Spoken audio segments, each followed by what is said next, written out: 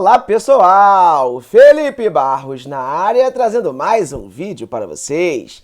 E hoje é dia de dar sequência à nossa série, analisando a janela de transferências de todos os grandes clubes brasileiros. E finalmente, chegou o dia de falar do Flusão, Fluminense. Como é que foi a sua atuação na janela? No vídeo de hoje, o que vamos ver? Vamos recapitular todos os reforços contratados pelo Tricolor. Vou falar os pontos positivos e negativos, na minha visão, que eu vi de toda a janela. E por que não indicar jogadores já pensando no 2024 do Fluminense. Mas não sei antes de lembrar que é muito importante se inscrever aqui na FBTV, deixar o likezinho no vídeo, ativar o sininho para receber as notificações, compartilhar o nosso conteúdo e, claro, conhecer e se cadastrar na Bet Nacional, casa de apostas da FBTV. Galera, na Bet Nacional, além de você encontrar as melhores cotações do mercado, saques e depósitos são instantâneos. Olha que beleza, tudo via Pix, sem enrolação. E não vai se esquecer, é claro, de se cadastrar usando o nosso cupom FB, sem clicar, o link tá na descrição do vídeo, tá bom?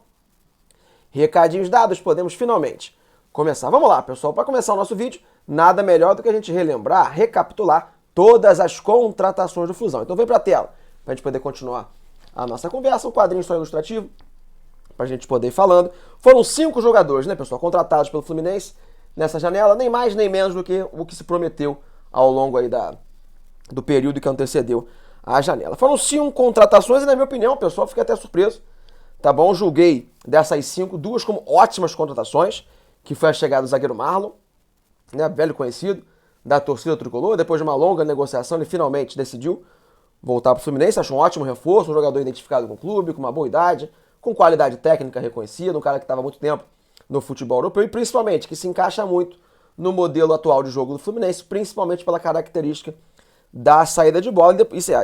E além do Marlon, a outra grande contratação, essa completamente inesperada para mim, e digo mais, para mim uma das melhores contratações dos clubes brasileiros nessa janela foi o do uruguaio Leonardo Fernandes, o Léo Fernandes. Ele começou pelo Fluminense, fez uma ótima estreia no Fla-Flu, depois perdeu aquele pênalti contra o Santos, o pessoal ficou meio assim, lembrando que eu tô gravando o vídeo antes da partida entre Fluminense e Palmeiras, então se algum deles falhar, fizer um monte de gols, eu ainda não sei dessa informação, tá bom? Mas o Léo Fernandes, pra mim, a melhor contratação do Fluminense na janela. Temos o Danielzinho, que foi uma contratação até extra, acho que o Fluminense nem pensava em contratar um jogador com essa característica, mas surgiu a oportunidade, é um jogador que nem me desagrada muito, nem me deixa muito feliz. Acho que é um cara ok pra você ter dentro do elenco. E Diogo Barbosa e Johnny Gonçalves, 2 contratações que a princípio eu fui contra. O Diogo Barbosa começou bem sua trajetória pelo Flu, justiça seja feita, não sei o que vai acontecer hoje no Maracanã, lá contra o Palmeiras, mas os jogos que ele fez por enquanto têm sido acima da expectativa, mas não vou mudar minha opinião por enquanto, continuo dizendo que é uma contratação que eu não faria,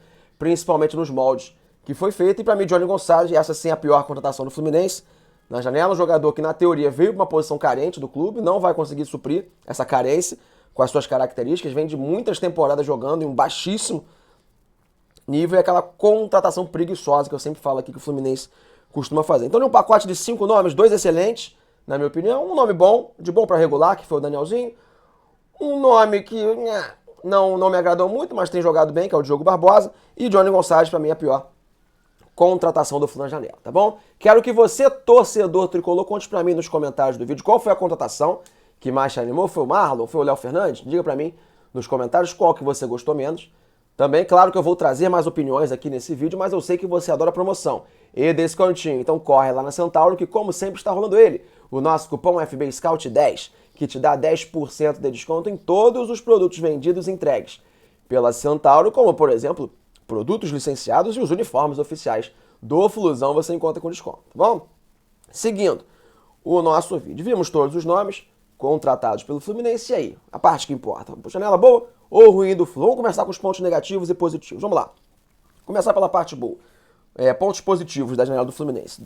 Na minha opinião, a principal qualidade dessa janela do Flu foi a chegada de 2 jogadores que, na minha opinião, num médio, curto prazo, serão titulares desse Fluminense, que é o Marlon e o Léo Fernandes. Sinceramente, antes de começar a janela, eu não esperava que fosse chegar nenhum jogador com quilates, com calibre, para ser titular. Se a vestiarocracia não imperar no Fluminense com o Fernando Diniz, a tendência é que o Marlon e o Léo Fernandes pelo menos tenham alguma sequência de jogo como titular. Depois, se eles não forem bem, podem até acabar saindo da equipe, mas esses dois merecem ter uma sequência de jogo como titular, pelo que eles mostraram ao longo da sua carreira, e no caso de alguns, pelo que os titulares do Fluminense hoje não mostram, tá bom? Outro ponto positivo, que para mim me surpreendeu bastante, se a gente perguntasse pro Felipe lá de dezembro, de 2022, ele ficaria bem surpreso ao saber que o Fluminense não vendeu nenhuma peça importante do seu time titular ao longo de 2023. Essa janela do meio do ano era mais perigosa nesse sentido, e até o momento que eu estou gravando o vídeo, ninguém foi vendido, né? André, Alexander, João Arias, Nino, jogadores que poderiam acabar saindo para o mercado europeu,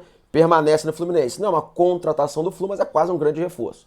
Isso, né? Você conseguir manter o elenco, realmente, ponto positivo para os gestores do Fluminense. E o ponto número 3, você dá uma encorpada no elenco com as contratações. Chegando 2 jogadores para serem titulares, 2 caras que têm jogado, vão para o banco, você ganha mais uma opção. Acho que o Danielzinho é uma boa opção de elenco. O Diogo Barbosa, mesmo eu não gostando tanto da contratação, foi um jogador que chegou por uma posição necessária. Era bom ter mais um lateral esquerdo nesse elenco para parar de improvisar o Alexander quando ele voltar a jogar, uma vez que o Diniz não usa os meninos da base, né? Então era preciso trazer mais um lateral esquerdo.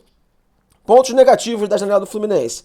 Por mais que eu tenha gostado de muitos nomes, com exceção do Léo Fernandes, esse não se enquadra nisso, eu acho que o Fluminense, o scout do Fluminense, entre aspas, né, mais uma vez apela para pouca criatividade. São 4 nomes: o Marlon, o Johnny Gonçalves, o Danielzinho, o Diogo Barbosa. Você não precisa assim, de um grande departamento de scout para achar esses jogadores. 3 são ex-atletas do clube, inclusive, né, 2 formados em Xerém. O Diogo Barbosa está aí jogando no futebol brasileiro há muito tempo. Então se faltou um pouco de procura no mercado, um pouco mais assídua, tentar achar um jogador um pouco mais diferente, um cara um pouco fora da caixa. O Léo Fernandes se encaixa nessa característica por mim, por isso que eu falei que foi a melhor contratação. Ele não serve para ele, essa parte. E o outro ponto negativo, talvez seja o principal, porque a parte da criatividade é mais uma visão minha, né?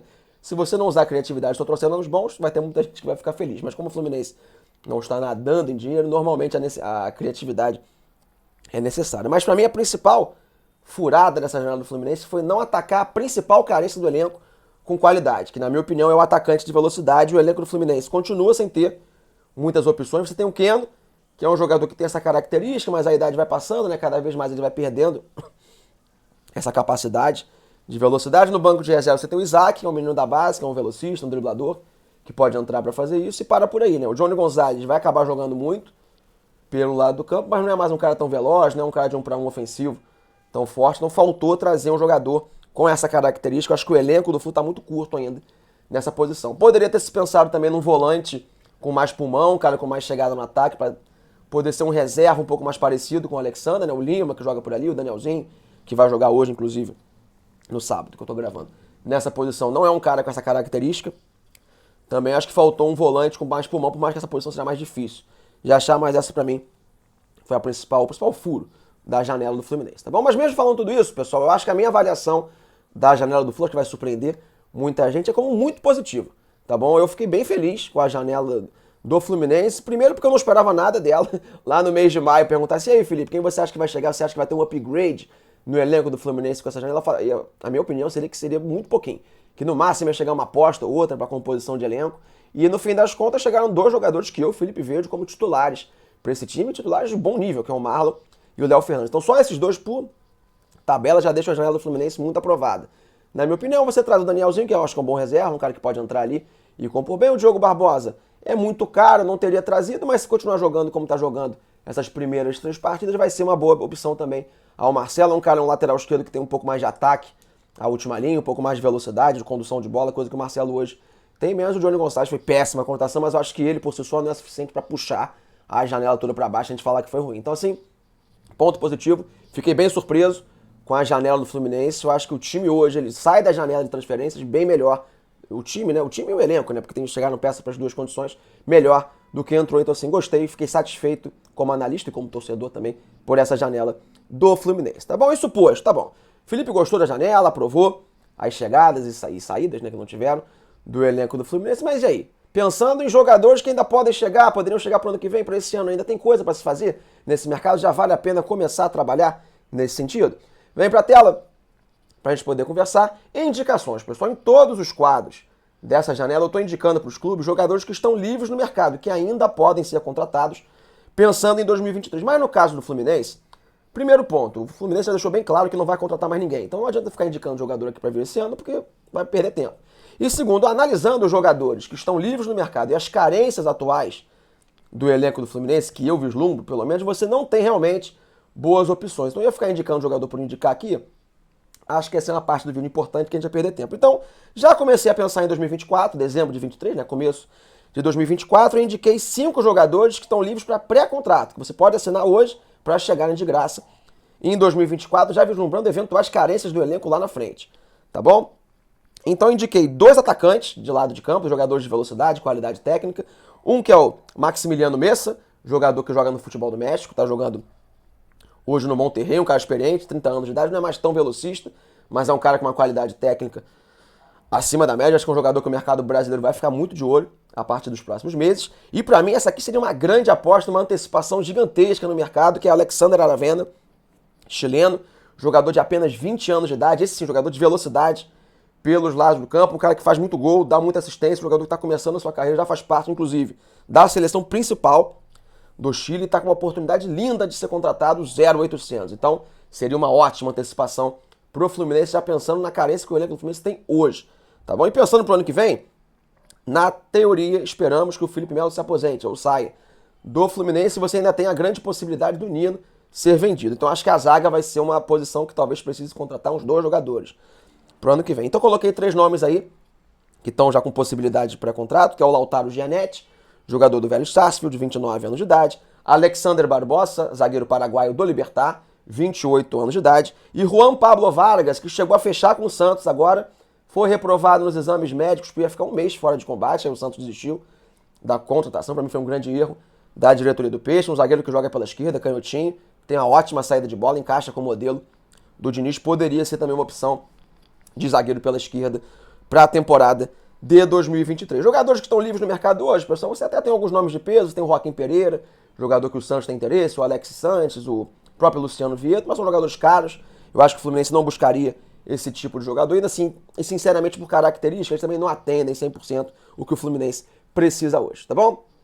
Voltando para mim, pessoal, reta final do nosso vídeo, quero que você conte para mim nos comentários quais desses nomes que eu indiquei você acha que realmente podem ter um grande impacto no Fluminense, se você gostaria que fossem contratados. Quero saber se você concordou com a minha opinião. Eu sei que muitos vão falar, pô, Felipe, mas você não indicou nenhum volante pensando na saída do André pro ano que vem. Não indiquei, primeiro ponto, porque em situação de pré-contrato não tem muito jogador com a característica parecida do André, e essa indicação pro André a gente vai deixar mais pra frente. Ao longo da temporada de 2023 vai ter algum vídeo especial pra gente poder falar especificamente sobre a possível venda do André e um possível substituto, tá bom? Fechei a tampa do nosso vídeo, espero que vocês tenham gostado, um grande abraço a todos e não esqueça de ativar o sininho porque vem muito mais análise e quem sabe scouts por aí. Valeu!